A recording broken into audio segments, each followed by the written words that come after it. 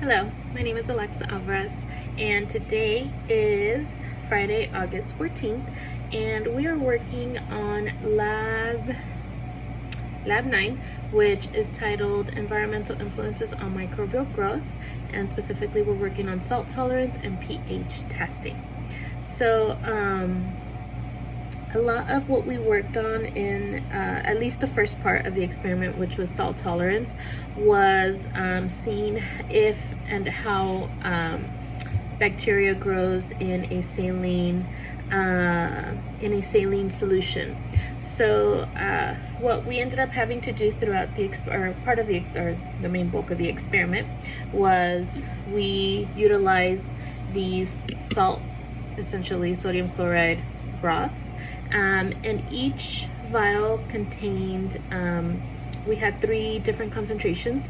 So one was 1% sodium chloride. All of them were 6 mLs.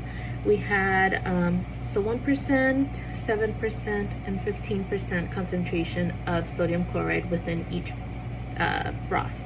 So they gave us a set, so a pair of each.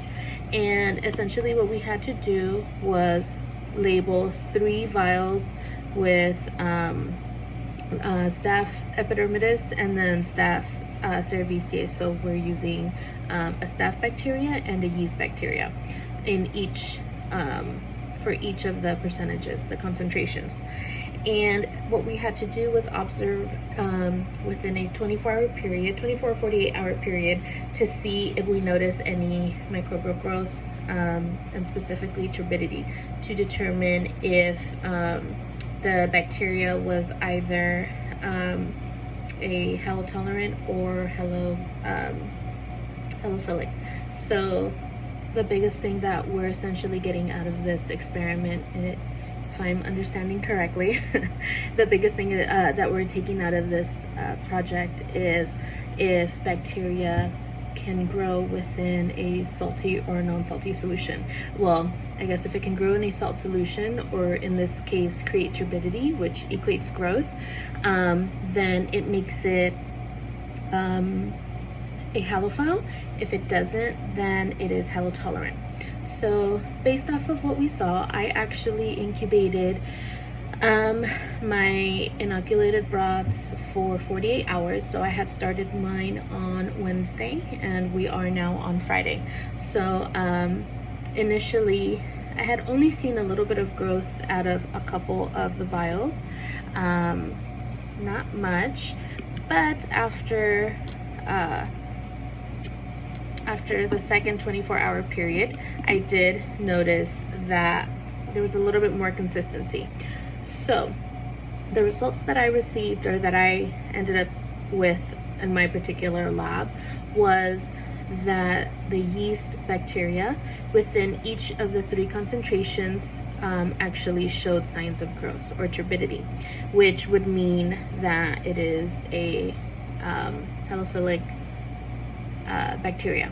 So it requires some type of a salt concentration for it to be able to grow, or it shows growth within a salty concentration. Whereas, actually let me show you. So you can kind of see how it is a little bit of a murky water, or I guess for a technical term it is there is turbidity within the broth. Now if we look at our staph bacteria for the epidermidis, pretty clear. So this is a negative result for growth within a salt concentration of any kind. So this tells me that epidermidis is actually halotolerant, and then cerevisiae or yeast is halophilic. I think my results were fairly accurate, just based off of the instructions and what we were expected to see. I did do some research, and it did corroborate with kind of my results, and they do show that yeast is a positive a bacteria that's positive for growth within a salt a high salt concentration, whereas the staph bacteria is not. So I think that is all I have for now. And after this, I am going to talk about our pH testing. So I will be right back. Hello again. So now we're going to talk about our second part of Lab 9, which is pH testing. With this particular experiment, we actually had nutrient broth. We started with worked with 6 tubes, and we had to create we had to adjust the pH of each broth. So we created a pH concentration of 5, 7, and 9, and we ended up with 2 for a pH of 5, 2 for a pH of 7, 2 for a pH of 9. We were supplied with sodium chloride, sodium hydroxide. Yeah, and then we were supplied with hydrochloric acid. So for essentially what we ended up having to do is adjust the pH. So we didn't have to do anything for the pHs of 7. These were already preset in terms of the pH level for the broth. But for pH of 5, we actually sorry, give me just a second here. For pH of 5, we ended up using the hydrochloric acid, and for pH of 9, we ended up using the sodium hydroxide, and to adjust the pHs of these accordingly.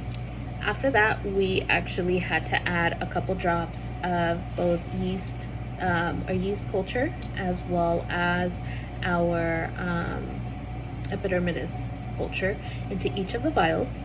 They incubated for 24 hours, and we were to observe if there was any growth within each of the broths to determine if the solutions were the bacteria, whether if it was an acidophile or an alkalophile.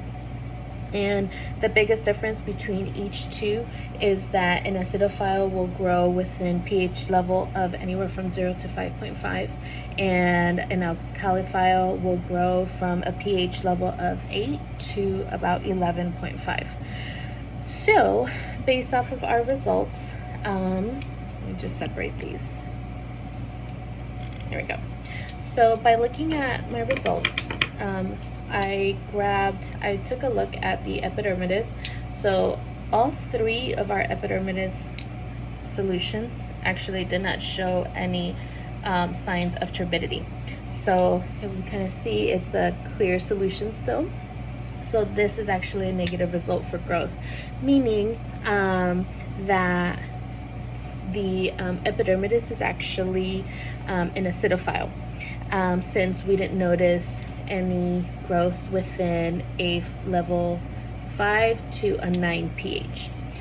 Now, in looking at our Cerevisiae, or yeast, we can kind of see, hopefully, yeah, you can see on here how these 3 vials at both at all 5, 7, and 9 pH, there is positive signs of growth, which this would mean that the bacteria for yeast, or the yeast bacteria, is actually an alkalophile.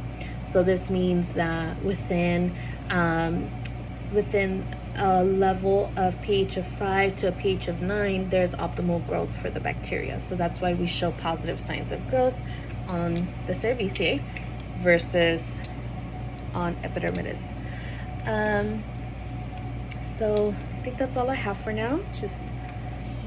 Those are the results that I received for both the salt tolerance as well as the pH testing. So thank you so much. We'll talk later on our next lab.